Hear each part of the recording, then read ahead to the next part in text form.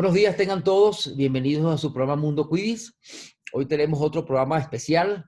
Hoy vamos a hablar sobre un tema muy importante para todos nosotros, que es el relacionado con la situación real de la disponibilidad de medicamentos en México a raíz de la pandemia que estamos viviendo. Para ello tenemos a un gran especialista, una persona que tiene muchos años trabajando este tema, que es el licenciado Santiago González Reyes. Bienvenido, Santiago. Gracias, buenas tardes. Santiago es egresado en Contaduría Pública de la Universidad de Yucatán, con maestría en alta dirección y un doctorado en curso con la Universidad de Anáhuac, y estudios de administración y gestión empresarial en el IPADE Business School. Tiene una experiencia laboral amplia de más de 18 años en el área retail de farmacéuticos, y actualmente se desempeña como director de operaciones de farmacias IZA Defensa, y es presidente de la Asociación Nacional de Distribuidores de Medicinas, ANADIN. Esa es realmente la entrevista de hoy, vamos a referirnos sobre ese tema, ¿no? Bueno, Santiago, nuevamente bienvenido, es un placer tenerte con nosotros, y quisiera un poco, para poner en contexto a la comunidad de Quidditch, que nos hablara cómo es la situación real de la disponibilidad y distribución de medicamentos en México, o sea, cómo está eso actualmente, ¿no? Eh, eh, ¿Tenemos suficientes suministros en México? ¿Cómo funciona realmente la situación actual de distribución de medicamentos en todo México, sobre todo en este momento de la pandemia y con respecto a las otras enfermedades persistentes?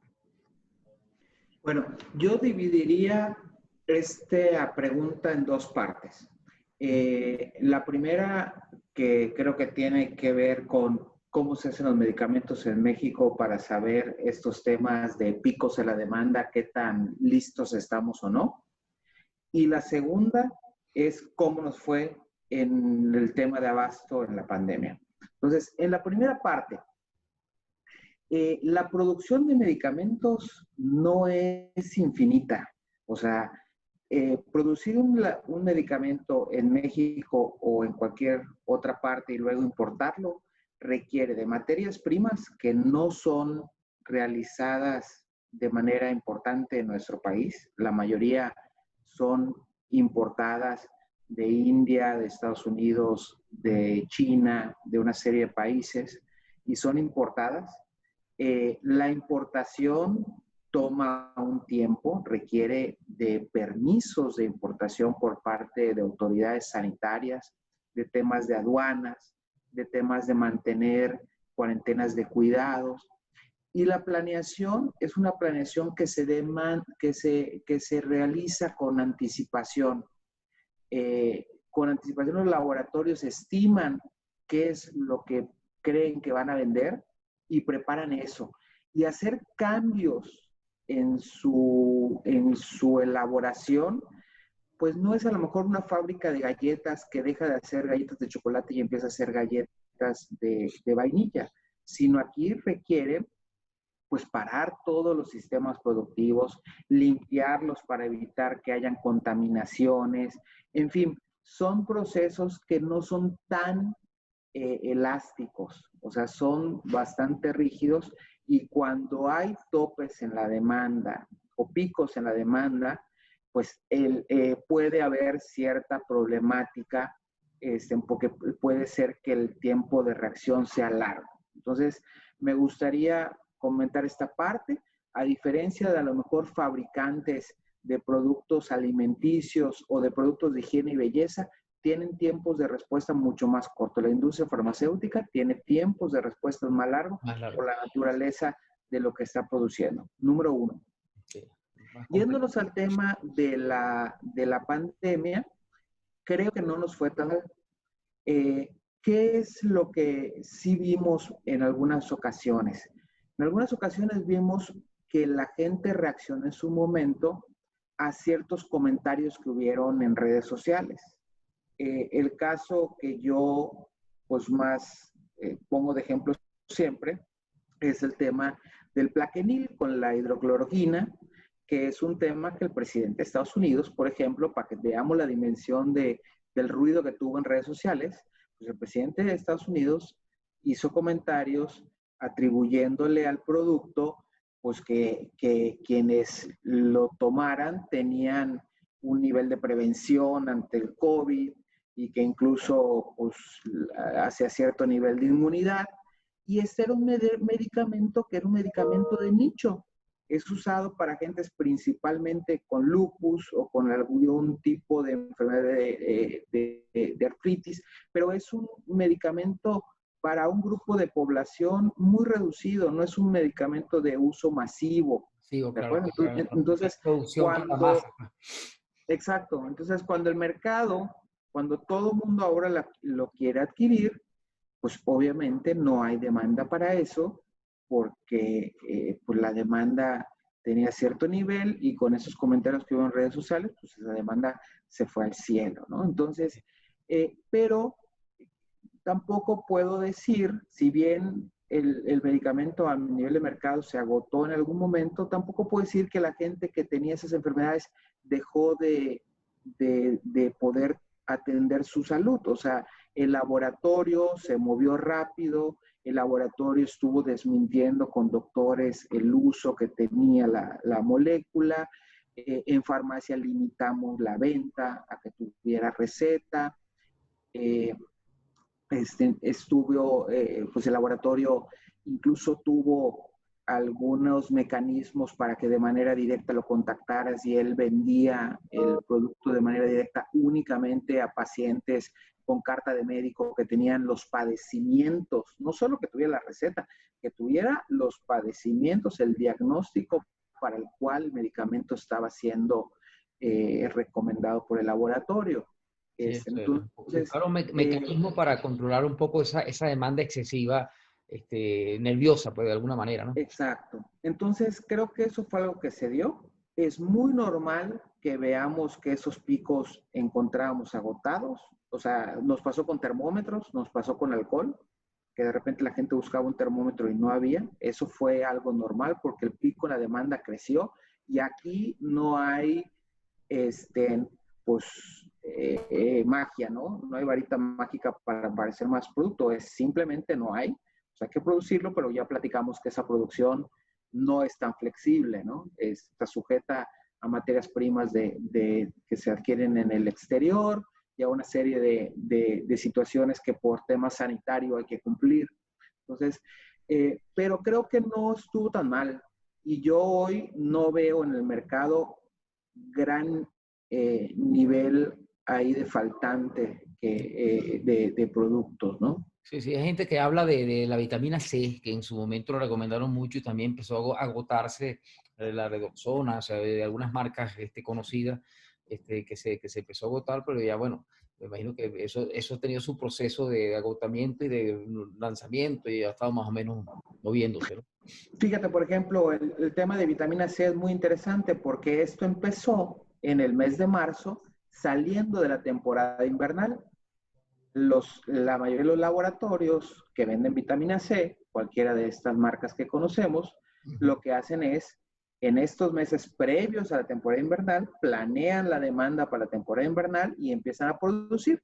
Y acá los agarramos con los niveles de inventarios más bajos porque estaban saliendo de esa temporada. Claro. Entonces, de aquí a que reaccionaron con un tema de demanda tan alta, pues obviamente hubieron cierto tema de agotados y Ahora, también el tiempo de la reacción creo que no es tan mala, corresponde a la necesidad, porque también quien consume o sea, bueno, quien quiere consumir el producto, pues es una vitamina, o sea, tampoco te va a ocasionar grandes Problemas. beneficios contra un tema de COVID, ¿no? No, Entonces no. también el tiempo de reacción pues fue la propia que el laboratorio tuvo. Si hubiera sido a lo mejor un producto donde sí nosotros viéramos, o sea, se viera la importancia del tema, pues seguramente hubiéramos visto al propio gobierno gestionando de manera internacional, pues con laboratorios a unos niveles mucho más altos, para pues lograr tener el abasto, pero aquí digamos que el propio laboratorio fue buscando gestionarlo y creo que el tiempo fue bastante rápido. Hay algunos otros que se tardaron un poquito más. La vitamina D, por ejemplo, es otro tema que también ha sido mencionado como que ayuda a prevenir y pues obviamente la demanda de vitamina D es muy bajita, y empezó a crecer, pero el laboratorio, digamos que se ha movido rápido tratando de atender esa demanda ahí, ¿no? No, no, perfecto. Sí, sí se habló en algún momento de problemas en el sector, bueno, hubo en la prensa denuncias de medicamentos oncológicos por un tema de un proceso de importación que se dio en algún momento que parece que quedó desierto y eso ocasionó cierto tema. No se han vuelto a escuchar de esto, pero nos imaginamos que de alguna manera eso se ha ido subsanando, ¿no? Pero sí hubo un momento que se habló de pacientes, sobre todo oncológicos, que tenían problemas para conseguir los medicamentos. ¿Esto fue así? ¿En serio? ¿O cómo fue ese Mira, tema?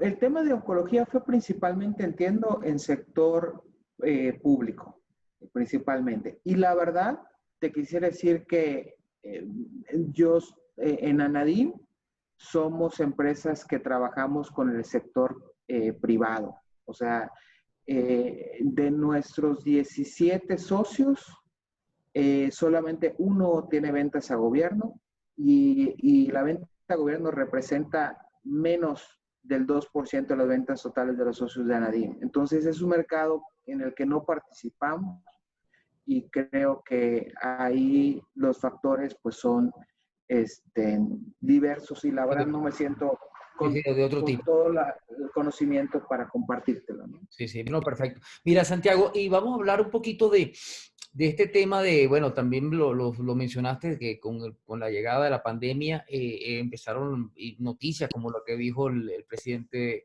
Trump sobre la hidroxicloroquina y otros productos. El tema de la automedicación, que es un tema delicado porque parece ser que se potenció en estos meses anteriores, donde todo el mundo escuchaba en las redes, a veces preferías escuchar lo que decía la red y no lo que decía tu médico de qué deberías hacer. Entonces todo el mundo empezó a buscar automedicarse para protegerse o para tratarse incluso. La farmacovigilancia, que es un área bien importante en el sector, busca de alguna manera controlar esto. ¿Cómo ves tú ese tema? ¿Cómo ven ustedes ese tema? ¿Hay control sobre esto? ¿Hay alguna campaña o hay alguna forma de controlarlo? Realmente, danos tu apreciación sobre el tema de esa automedicación que parece que creció, ¿no? Mira, bueno, lo primero que me gustaría decir es, este tema de redes sociales hoy es fuertísimo, ¿no? Muy, muy, muy, muy fuerte. Y muchas veces no hay distinción entre lo que uno ve del el origen que tuvo, ¿no? Cualquiera con una cuenta de Twitter o con una cuenta de cualquier red social puede poner un comentario y quien lo lee muchas veces, pues hace caso a alguien que ni siquiera es un especialista, ¿no? Entonces, aquí lo primero es visitar al médico. El médico es la autoridad, es el responsable de los temas y en esto creo que es muy importante. También mucha gente lo que estuvo buscando es sentirse listo o sentirse sano o sentirse preparado, ¿no? Entonces, muchas de las cosas fueron vitaminas, como bien dijiste con el caso de la vitamina C, que esos son productos que no requieren de prescripción para su venta. Multivitamínicos, vitamina C no requiere prescripción y no hay gran problema por su consumo. De hecho, creo que incluso es un tanto positivo, ¿no? Lo que sí vimos en redes sociales, gente tomando no sé qué de cloro y no sé qué de cosas, que esos ni siquiera son medicamentos. Me tocaron ver gente que estaba comercializando productos que no tenían registro sanitario. Entonces eso todavía, digo, automedicarse es malo, pero tomarse algo que no tiene registro sanitario todavía es peor. Claro. Luego no hay ni quien reclamarle por qué fue lo que se tomó, ¿no? Entonces, lo que nos queda es concientizar a la gente. Ahí hay más de 17,000 médicos de farmacias que están cercanos a las farmacias. En la mayoría de estos, el costo es abajo de 50 pesos o incluso muchos de estos es gratuito. Ahí consúltenle al médico, eso es mucho mejor que automedicarse. Y también en una etapa inicial de esta enfermedad, cuando México se inauguraba con los primeros casos en esta pandemia, también hay que reconocer que el propio médico tampoco tenía protocolos claros y sí tenía la ansiedad de darle al paciente algo. Algo, ¿no? claro. Entonces vimos a médicos prescribir productos que todos estaban en etapas experimentales todavía, porque pues, no hay una guía práctica ya definida con esto, ¿no? Entonces, vimos también a médicos tratando de prescribirle algo a la gente. Luego también la gente le tomaba, con esta forma de ser que tenemos los mexicanos, ¿no? Le tomaba creencia a ciertos productos y es que a mí el médico me dio tal medicamento, me lo recetó y se lo andábamos recomendando ahí a alguien, ¿no? A nuestros amigos o familiares. Pues sí, pero el porcentaje de gente que se pone grave por esta enfermedad, pues es bajo, ¿no? Entonces también de repente le atribuíamos los efectos milagrosos al medicamento que se tomó o a lo que se tomó, más que a que nada más menos del 5% tienen un nivel de gravedad muy, muy alto, ¿no? Entonces, de repente se lo atribuíamos. O sea, entendamos para esto y entendamos para todo que necesitamos ir al médico. O sea, tenemos una cultura aquí muy, muy fuerte de automedicación. Creo que con los consultores de farmacias esto ha disminuido un poquitito, pero sigue siendo alto en nuestro país. Y empecemos a ser mucho más cuestionable, ¿no? Y fuera de pandemia. O sea, yo de repente veo este mercado, por ejemplo, de gente que quiere bajar de peso, ¿no? Oye, que se están tomando las pastillas que recomienda fulanita, ¿no? Y traen registro sanitario, ¿no? Entonces, pues quién sabe qué te estás tomando, quién sabe quién lo fabricó y ojalá que lo haya fabricado, pues siguiendo, pues prácticas de manufactura adecuadas, ¿no? Sí, sí, sí. Esto es un tema. Aquí la parte cultural, porque ya es un tema cultural de automedicarse e incluso hay una característica muy particular que nosotros identificamos hace ya un tiempito aquí en México, que también es una característica que no es muy sana, es que el mexicano en general acude al médico cuando ya se siente en emergencia, ¿no? Cuando ya está grave. O sea, el tema de la medicina preventiva es todo un reto, que la gente lo asuma y que empiece a checarse desde los primeros síntomas, ¿no? Todo el mundo espera que, no, eso se me pasa, se me mejora, y entonces, y cuando están ya muy complicados, que dicen, bueno, vamos al médico de farmacia o cualquier otro. Es un tema cultural. Esto nos lleva a un tema que te quería consultar, que nos dieras tu apreciación, que es, bueno, que con este venimiento de la pandemia, todo lo que son las nuevas tecnologías como la telemedicina, la teleorientación, las teleconsultas se han ido expandiendo. Y esto también conlleva, en el caso de la telemedicina, al tema de la receta digital. ¿Cómo ves esa área aquí en México? En el caso de ustedes, el tema de la receta digital. ¿Cómo sientes que ya que está avanzando, que hay mucho camino todavía por recorrer? ¿Qué va a costar? O sea, danos tu apreciación sobre cómo ven lo que es la receta digital, que es algo que se está ocupando en muchos países. Vamos a hablar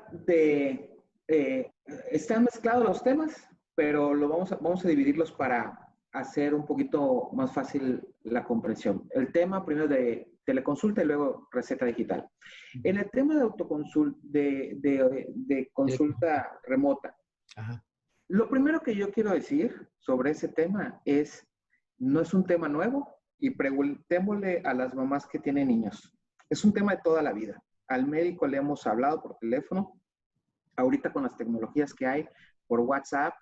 La mamá que tiene niños frecuentemente le manda al médico la imagen de la pielecita del bebé que le salió una erupción y el médico la ve y la amplía ahí desde su celular y le dice pues que suspenda X cosmético con el que está lavando los pañales, no sé, pero eso existe desde hace mucho tiempo y está muy penetrado. No tenemos idea de lo que la gente lo utiliza, pero lo utiliza muchísimo. O sea, es parte cotidiana de la interacción médico-paciente. La gente va al médico y después le manda preguntas y después le pregunta sobre el medicamento que compró o sobre... es una interacción mucho más penetrada de lo que creemos. A lo mejor no con las herramientas que debiéramos utilizar, porque hay herramientas pues mucho mejores con WhatsApp. O sea, hay herramientas que te permitirían llevar el control del expediente clínico, hacerlo mucho más formal, mucho más profesional, incluso con algunos gadgets que te permiten pues, tomar la temperatura, no sé, almacenar las placas de rayos X que se tomaron. Entonces, debemos de buscar hacerlo cada vez más profesional. Pero esto no es nuevo y está súper, súper penetrado. Y el que no me crea, pregúntele a una mamá que tenga bebé para que vea toda la interacción que tiene con su pediatra a través de esas herramientas. Esto creció muchísimo, como tú bien dices, en estos días. El médico, al principio de la pandemia, prefería a sus pacientes, con los que el especialista, con los pacientes que atendía recurrentemente, prefería no verlos de manera presencial.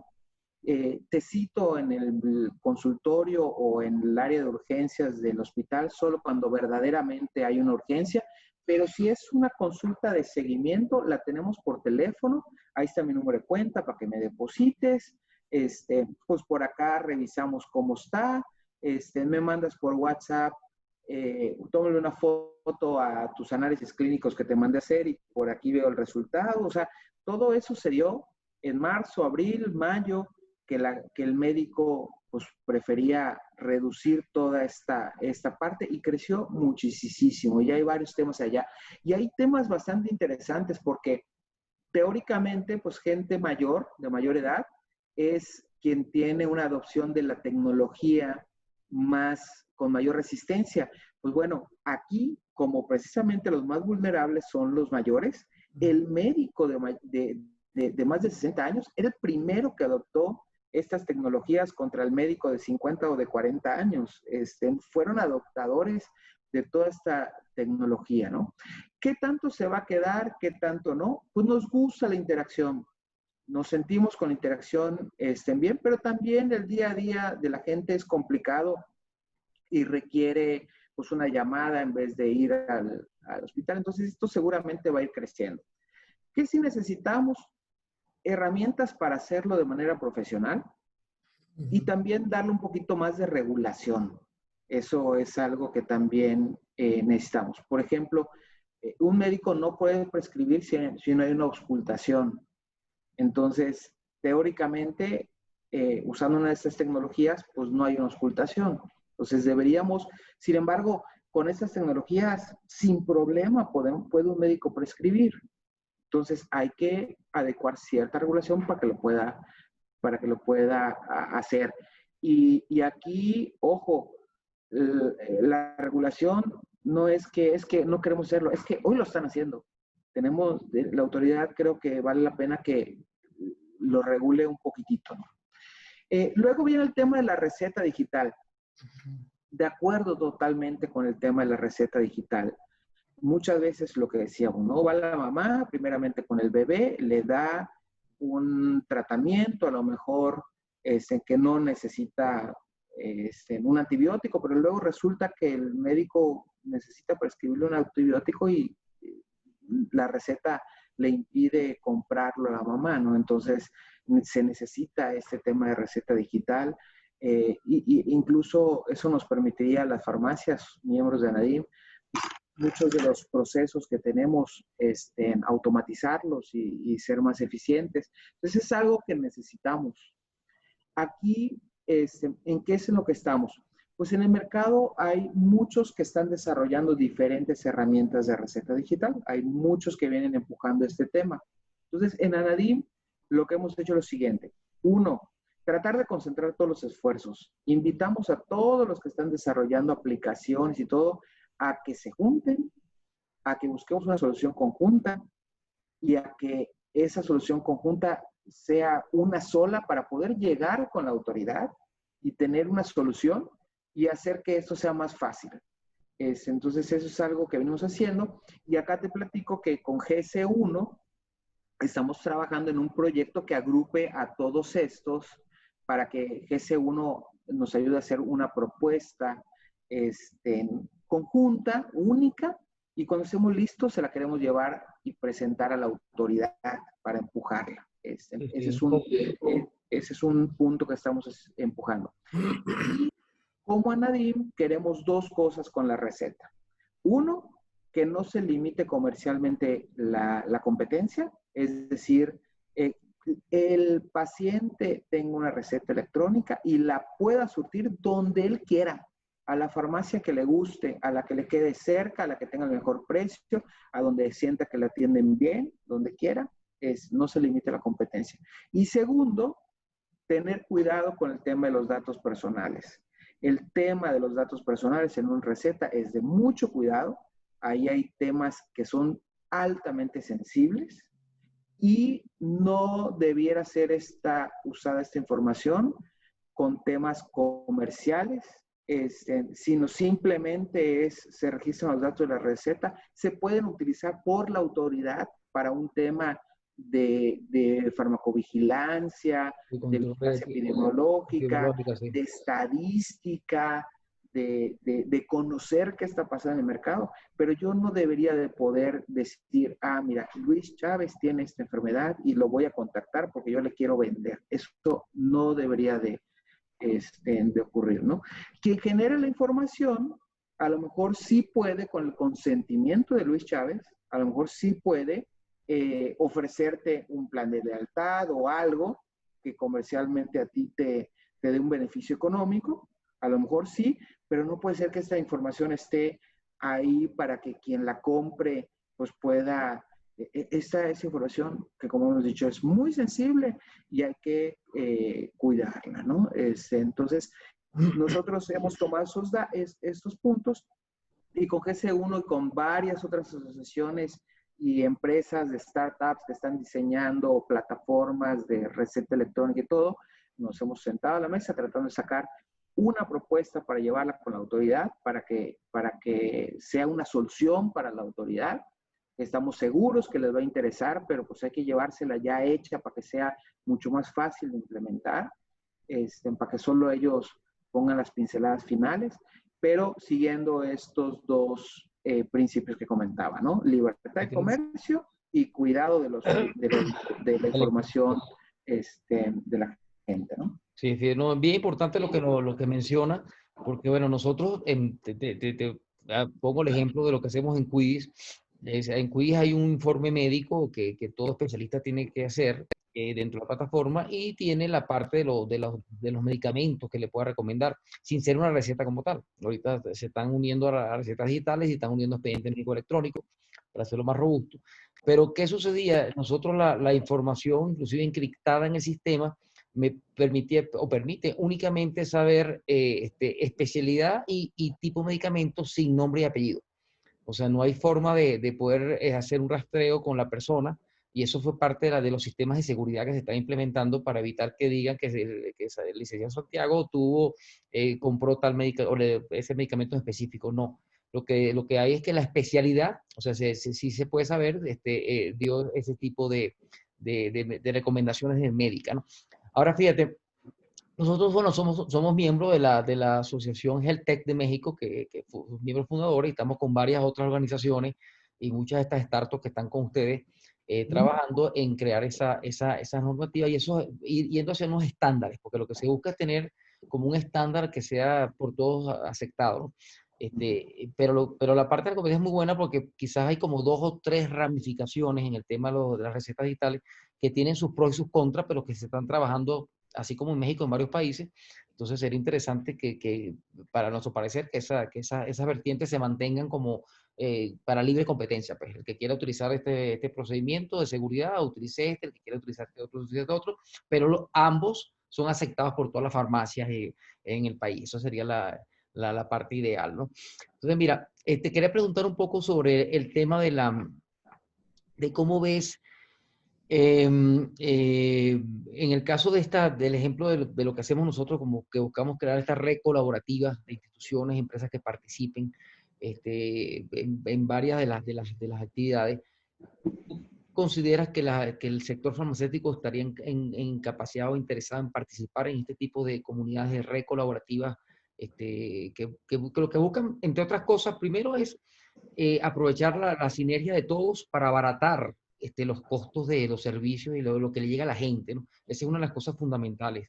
Y ahí te comento que pues, tenemos varios ejemplos dentro de Quidditch, que tú vas al proveedor original por algún producto y tiene un precio, cuando lo ves, ese mismo proveedor a través de Quidditch es más económico, porque ellos están apostando lo mismo que estamos apostando nosotros, que es a buscar abaratar en un sitio en común los productos. Entonces, ¿tú crees que el sector farmacéutico estaría dado para participar en este tipo de iniciativas?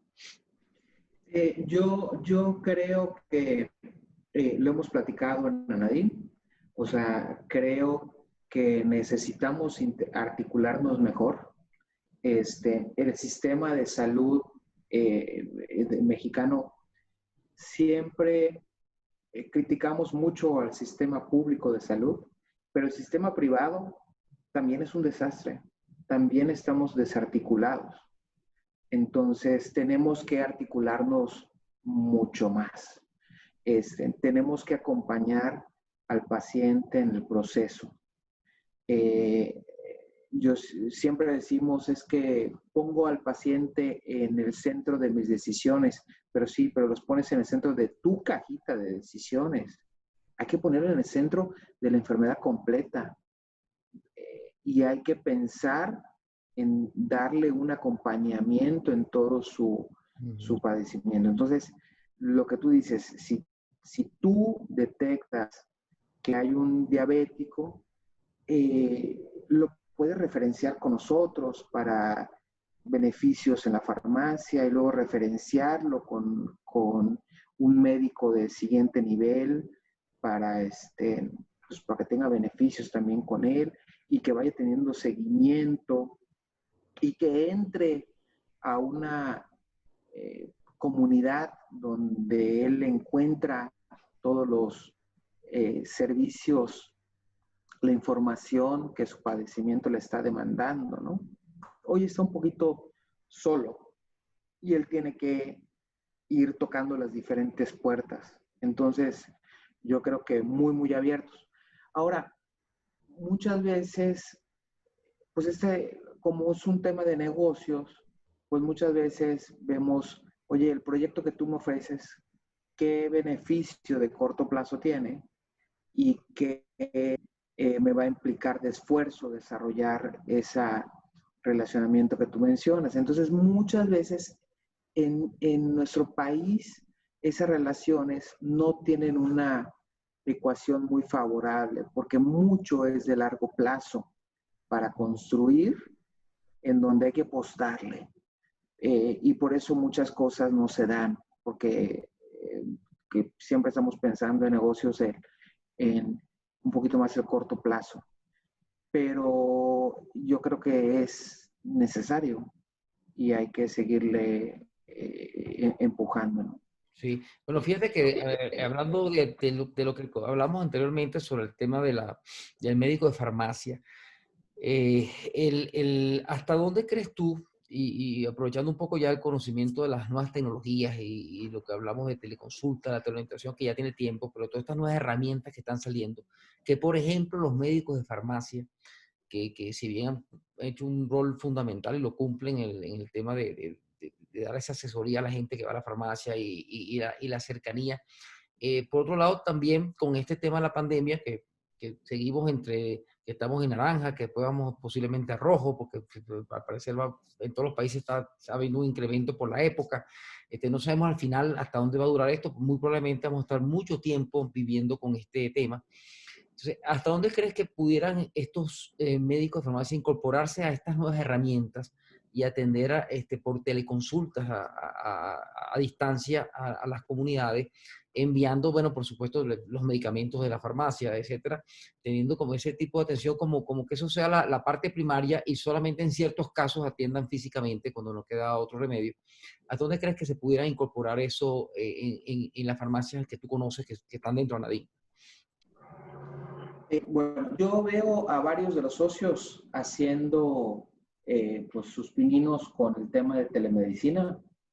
Varios socios están ofreciendo el servicio muy en niveles incipientes, porque todavía lo que platicamos, ¿no? Dos factores. Uno, nos hace falta un poquito más de regulación y de poder tener una regulación que haga más fácil todo esto. O sea, de nada me sirve hacer telemedicina si no te puedo prescribir. Entonces, hay muchas limitantes, ¿no?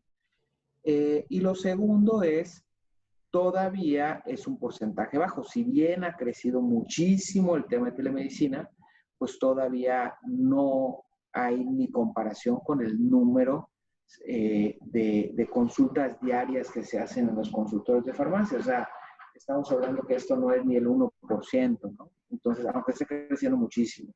Entonces, sí creo que cada vez más también es una cuestión, como lo que decíamos hace un momentito, ¿no? Es un poquito de largo plazo, o sea, no es voy a poner mi plataforma de telemedicina y estoy haciendo 200,000 consultas diarias, o sea, es un poquito de largo plazo, la gente de repente prueba, le gustó, lo repite, lo recomienda, toma tiempo que cambie un hábito.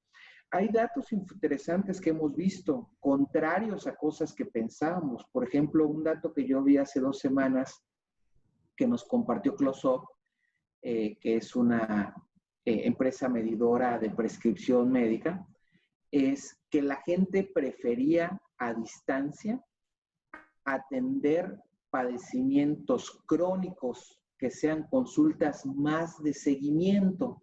O sea, imagínate una consulta, pues bueno, yo estoy yendo por mi diabetes con el endocrinólogo y pues bueno, esta es una consulta de seguimiento, entonces pues ya me exploró, ya me analizó, ya revisó y lo único que tenemos que ver pues son los análisis que me mandó a hacer y lo tenemos que revisar. Entonces eso me parece muy fácil que la podamos hacer por Zoom o por WhatsApp o por cualquier herramienta. Sin embargo, por ejemplo, la gente sí decía, cuando son mis primeros contactos, ahí sí quiero que sea físico, ahí sí quiero que me atiendan. O cuando es un tema agudo, una enfermedad donde tengo un dolor o donde tengo una molestia o donde me salió una erupción en la piel, ahí sí quiero ir y sí prefiero ir y prefiero que la vea el doctor y prefiero que me explore el doctor, ¿no? Entonces, esas son cosas que hay que ir descubriendo y quizás con esto que platicamos, pues por ejemplo, un endocrinólogo, siguiendo el ejemplo que decía, puede decir, mira, para la siguiente consulta que es de seguimiento, la podemos hacer a distancia si usted quiere o la podemos hacer presencial. Y probablemente ese tipo de consultas va a ser muy abiertas y le van dando confianza al paciente y a lo mejor el paciente pues ya va a querer pues no trasladarse ni ir a la clínica porque además pues tiene que pagar estacionamiento, tiene que pagar el traslado, esperar en la sala de... Pues a lo mejor me conecto a la plataforma y lo hago y eso le va a dar confianza para después con otro doctor lo mismo. Entonces son temas que requieren cambios de hábitos y que en la mayoría de los cambios de hábitos se van dando pues de poco a poco conforme los usuarios van pues Probando. tomando la tecnología y probando, ¿no? La pandemia nos ayudó a darle un empujón, pero todavía representa muy poquitito. La mayoría de la gente quiere si va a visitar un médico, o sea, si va a tener una consulta, quiere que sea física en un mayor porcentaje. Pero pues bueno, esto yo creo que va a ir cambiando y vamos a ir viendo cambios. Sí, sí, es un tema muy cultural, ¿no? Porque inclusive hay personas y no, yo creo que el doctor me vea, así lo vea a distancia de su escritorio, pero está ahí en el consultorio, ya se siente tranquilo, ya se le pasaron los padecimientos, porque el doctor lo vio. O sea, hay todo un tema ahí con esto que es bien importante. Ahora, lo que dice es parte del proceso que podemos todos promover, que es ese tema de que, bueno, que haz tu primera consulta y todas las de seguimiento vamos a empezar a hacerlas por los sistemas. Incluso en el ejemplo que pusiste del endocrino, ya existen dispositivos que la gente puede adquirir y tenerlo en su casa que te van midiendo el azúcar, que te van midiendo ciertos valores y que ya le manda la información directamente al médico. Incluso Tecnológicamente es posible. hoy no tenemos ningún impedimento. Claro. Tecnológicamente hoy podemos hacer todo. El ejemplo que tú pones del endocrinólogo, incluso tecnológicamente hoy pudieras estarle compartiendo 3 veces al día tu información de tu nivel de glucosa si quieres. O sea, tecnológicamente te pones una pulsera y le puedes estar transmitiendo alertas al médico. O sea, hay todo. Lo único que necesitamos es un poquito de regulación, Ujú. un poquitito ahí, nada más para poder cerrar los círculos. De nada sirve que te mande la información si no me vas a poder dar la receta. No, no, por supuesto. Entonces, Y en ese caso de la regulación también es un tema muy importante que es la seguridad de la data, de la información. Nosotros somos muy dados, inclusive con otras empresas, otras startups y otras organizaciones, a hacer campañas sobre el uso de sistemas seguros. O sea, ya hay muchas propuestas en México de sistemas de teleconsulta que tienen seguridad en sus plataformas, a diferencia de las plataformas abiertas, de las redes, que si bien es cierto, la gente la usa mucho, como tú mismo mencionaste, WhatsApp, me comunico con el médico, todas estas redes, incluso Zoom, ya se ha demostrado que son muchísimos los casos donde entra alguien y ve la información y se interfiere en una reunión de Zoom. O sea, no tienen la seguridad suficiente y estamos hablando de una información bastante delicada, que es la información de salud de los pacientes. Entonces nosotros pensamos que parte de la regulación debería orientada hacia propiciar que, que se usen esas plataformas seguras y esos procedimientos de expedientes médicos electrónicos que estén seguros, de manera de que eso da más confianza al público y va seguramente a propiciar que mucha más gente se vaya incorporando cuando sientan que de verdad hay un respaldo de seguridad en lo que se le ofrece, ¿no? Entonces la normativa pues, nos va mucho a la mano en ese tema, ¿no? De la seguridad de la información, de la data que tanto los proveedores dan y bueno, y cosas fundamentales como, bueno, que el paciente tenga acceso a su información. O sea, que sea el que decida quién puede ver su información. O sea, eso también es algo bien interesante de conversarlo y de ponerlo en una normativa, pues, que permita ese tipo de cosas, ¿no?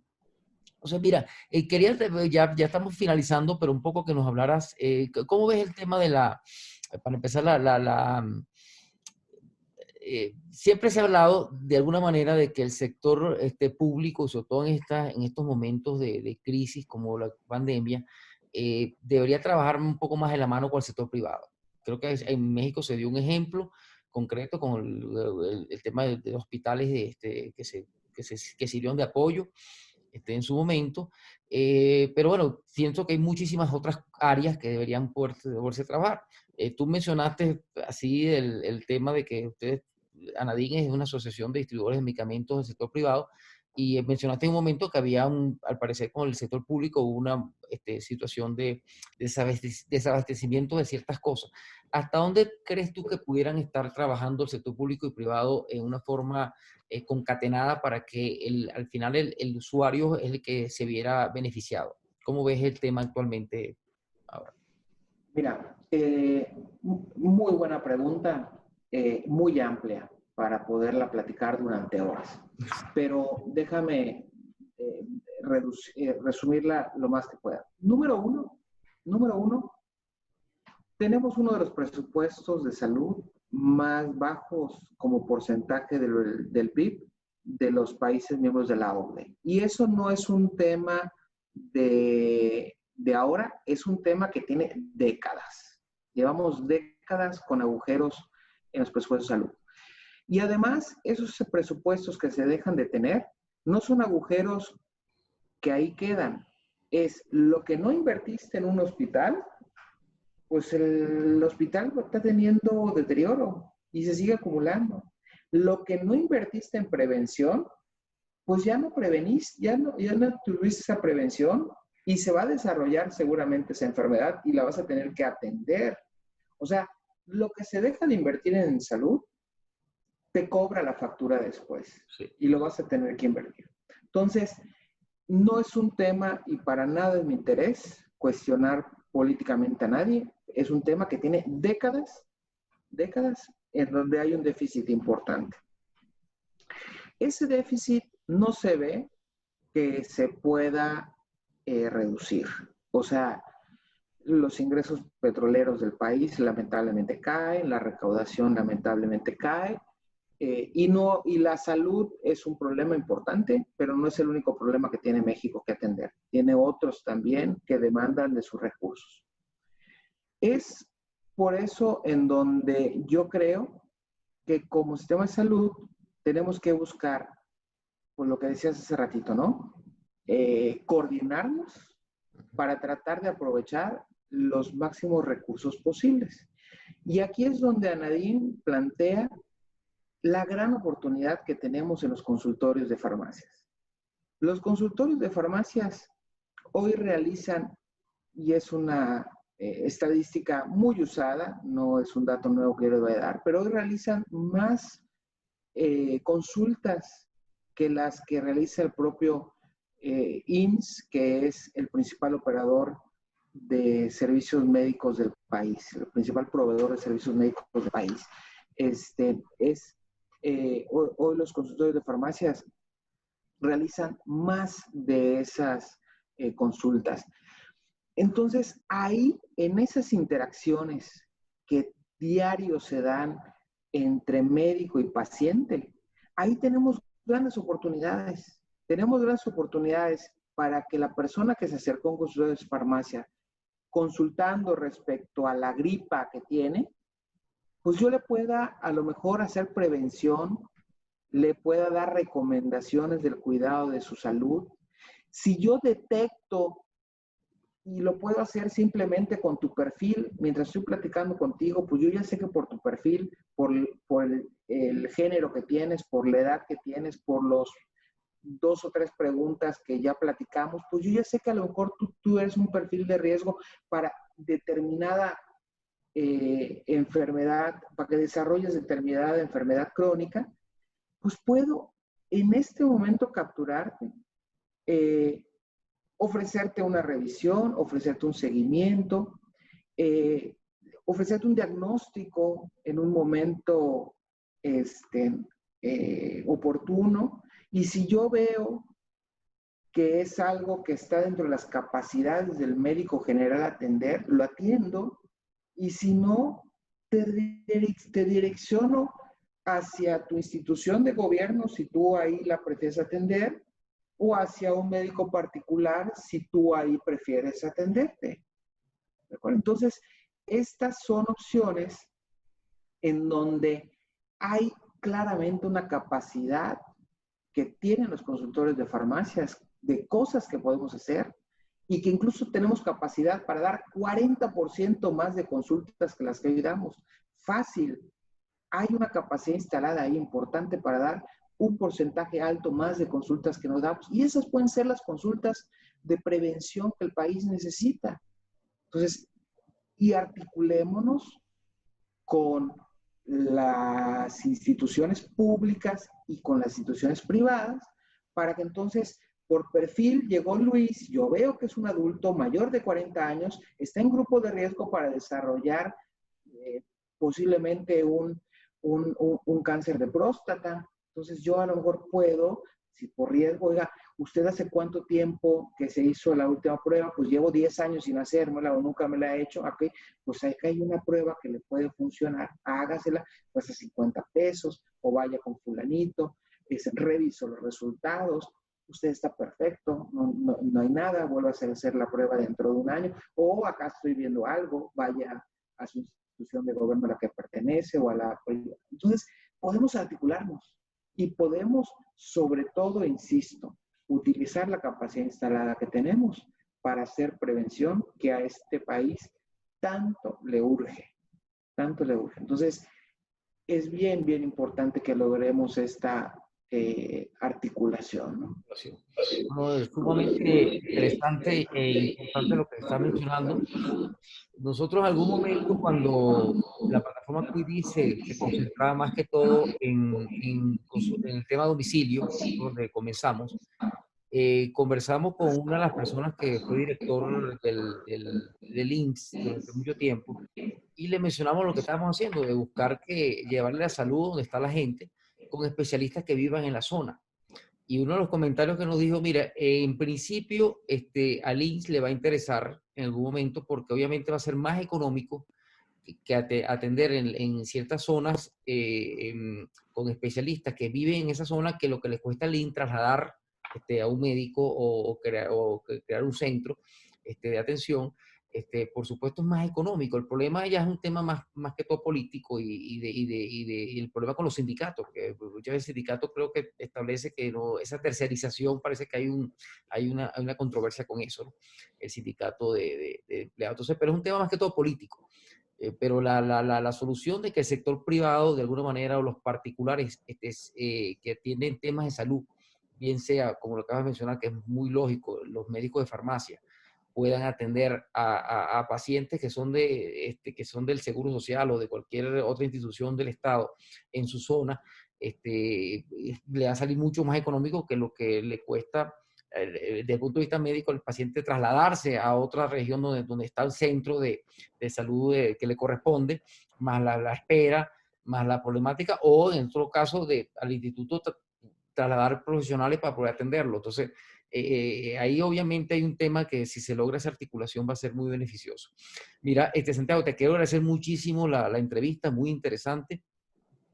Bueno, te tenía la última pregunta, a ver cómo veían el tema del coronavirus, de este impacto que afecta a las actividades de las empresas, en general a todas, y de alguna manera cómo se ha visto afectada el sector que representa, pues las farmacéuticas, cómo se ha visto la farmacia afectada. Sabemos que por un lado ha tenido, entre comillas, un beneficio de la situación, porque esto hay una demanda mayor de sus productos y de eso, y la distribución, hay que ser más eficiente, etcétera.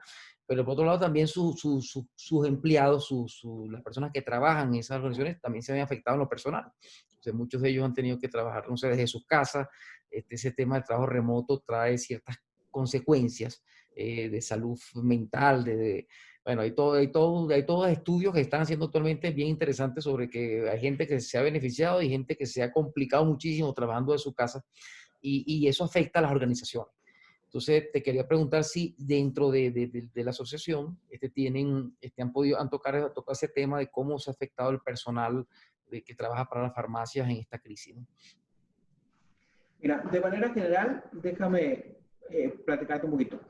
Evidentemente fuimos declarados industria esencial, y eso nos ha permitido que nuestra continuidad operativa básicamente no se haya interrumpido, ¿no? Encontrarás algún turno cerrado o algún tema muy puntual, pero en términos generales las cadenas óseas de Anadim no han parado su operación. Eso obviamente es un gran beneficio para nosotros, a diferencia de lo que están sufriendo otras industrias, pero también es una responsabilidad. Y lo primero es cuidar la salud del personal y cuidar la salud de nuestros clientes.